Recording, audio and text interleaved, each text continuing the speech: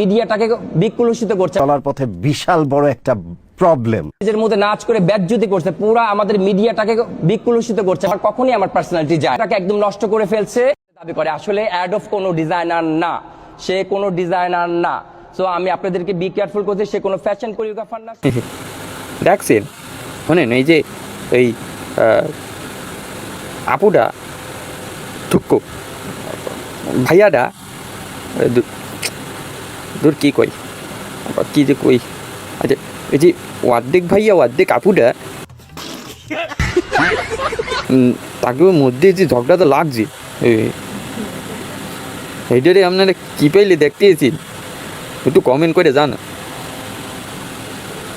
আগের মধ্যে কাজে লাগিয়ে গেছে, এই দুইটা কাজ করতে করতে মরুক, এই যে একটু শান্তি পায়।